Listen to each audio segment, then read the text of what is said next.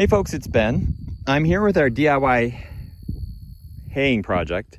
And as you can see, we've got a large chunk of this field mowed and hayed already. We use a sickle bar mower, which I've got videos on to take down the hay. This is mostly native grass, exactly the stuff that you see here. It's fairly thin, but very tasty, I guess, for animals and nutritious. But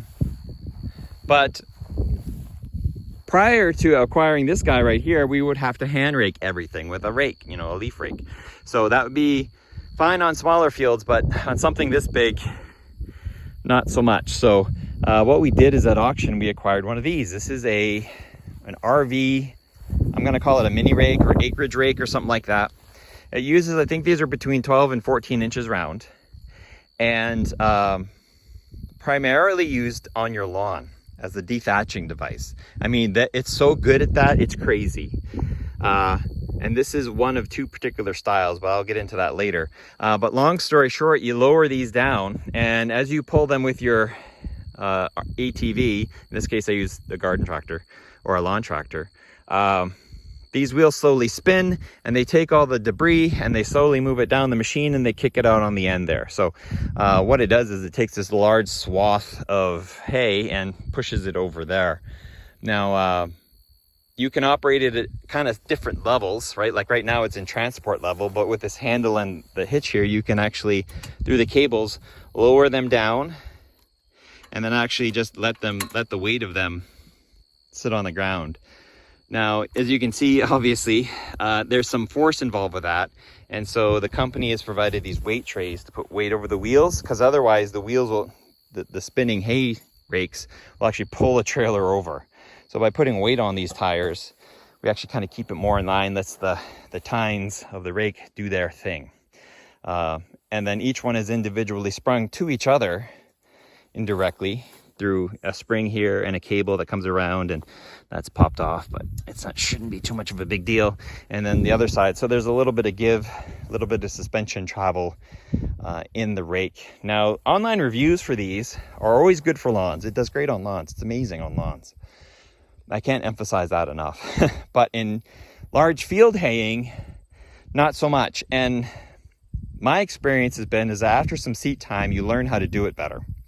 And so honestly, the hardest pass is the first pass. And at the end of the video, I'll run it some and we'll show you how. But long story short, it does tend to plug up with longer hay in the front here. And so what happens is you get so much hay coming in the front and the back, but the front passes it down here, the back just gets overwhelmed with hay, and the tines stop tining, they stop spinning, and you're just dragging hay along the ground. So once you get the first pass in, like going up the outside and coming around the outside and stuff, then you can better limit the amount of hay that gets into the rake.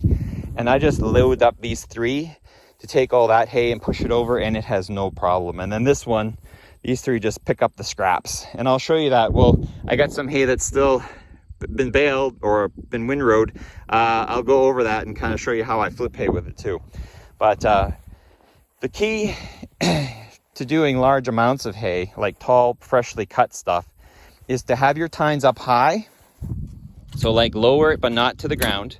That'll be enough to get them spinning, but not enough to dig in.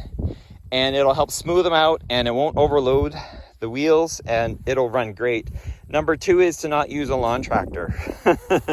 The issue being is that the front of the deck here picks up a lot of hay as well. And on our initial garden tractor that we used, all our belts for our drive and stuff are in the front, right? Because that's where the motor is.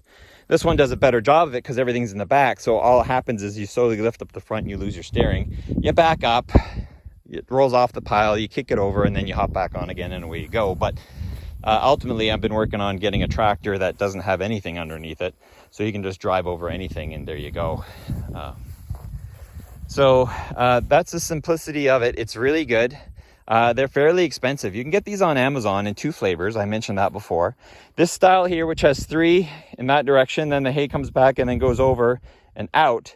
And then you can also buy them with these three actually tilted this way. So it actually acts like a scooping V and makes just one windrow in the center. Wasn't really interested in those because I'm kind of looking to take what meager grass I have and push it over and push it over, so that I can essentially like have a long section of field like this and windrow it all into one big one, and then take my hay baler, which is a hand hay baler, and just go down the center and stuff it in and make my bales that way. So that's the next process of automation that we need to do, is the baling. But other than that, it's great.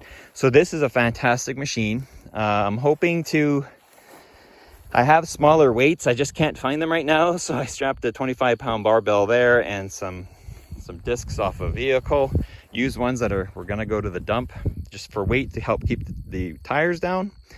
And let me go ahead and hop on the tractor and I'll show you. In addition to the height adjustment, there is an angle adjustment here. You see this rod comes back to the axle. You can have it, this is a fairly steep angle, so its angle of attack, how wide it is fairly short. If you're doing like lawn, you can go all the way up to the wide, and it's just really wide. And as long as it doesn't have a ton of material to move, it has no problem also doing it that way. But for our hay here that does have some length and quantity to it, the narrowest is the best. And what I'll show you later in this video is like when we're down at the big piles, we don't even use these. We just use these back ones. And I run this tire over the pile, and that lets these guys dig right in and flip that hay for me. So even if we do it, we can go and flip it all. So that's enough talking of it.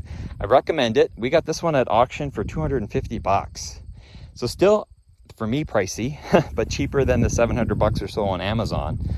So if you can find a used one or an auction one, definitely worth a try. We figured we could try it. If it didn't work, I could easily just flip it for what I had in it. But it is really a handy tool, especially once we get a real tractor pulling it, a real garden tractor pulling it. It'll be infinitely better. So with that, let me hop on the tractor.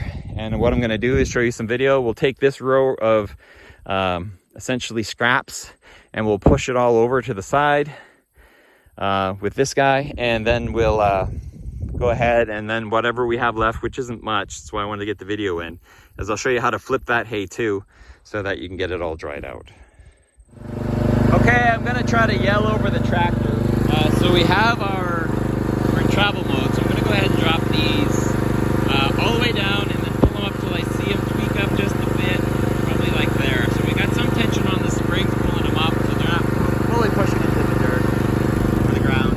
And we're just gonna take a turn here, and then we're gonna head down the field, and we're gonna take what's there and just push it over for the video.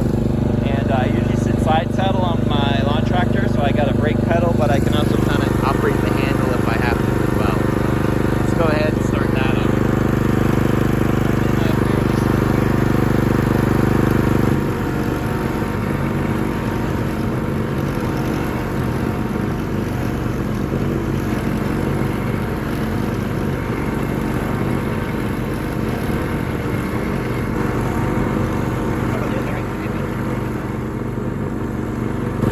You can see we're not looking at a lot, but it's finding a lot.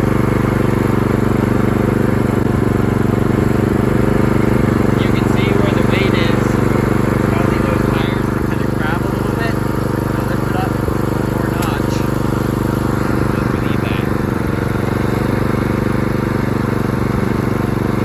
It's the balance between how deep you want to pull into the grass and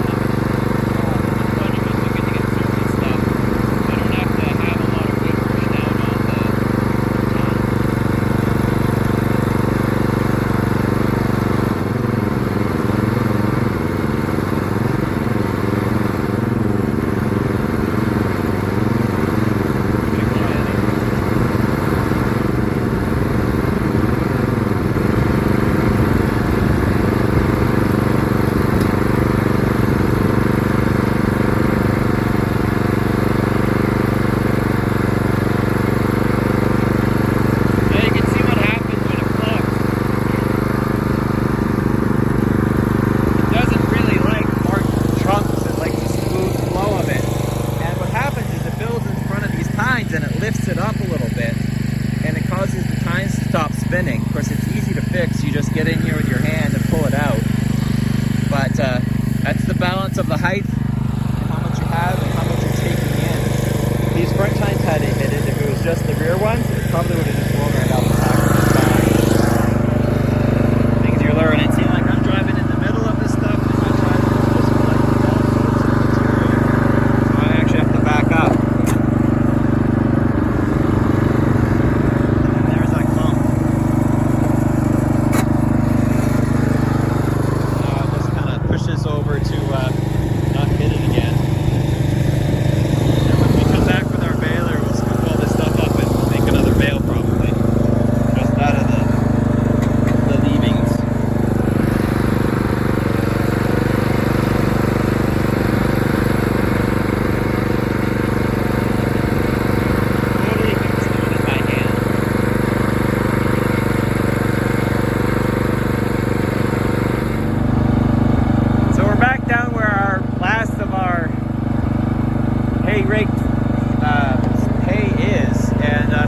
do is take this and use it to flip over what we see here. It'll be a little bit difficult because there's not a lot left and it's on the end, which is the worst place to do it.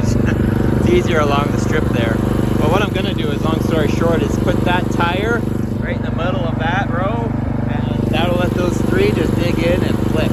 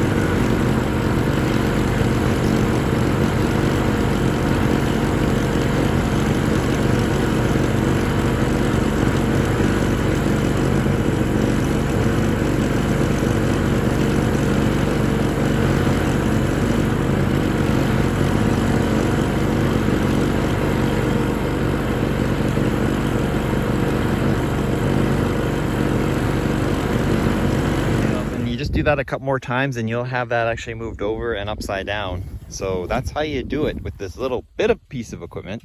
I call it an acreage hay rake is what I like to call it. I'm not sure the technical term, but anyway, if you have any questions on this, there'll be more videos. We're gonna, once that rain goes by, we'll come and we'll do a whole, this is how we hay, with the sickle bar and the rake and then the baling. But we're just kind of putting all the pieces together with this guy here. If you have any questions, feel free to ask them, and comments, feel free to leave them. Thanks for subscribing to Red Barn Homestead on our DIY haying project. It's a fun one to do.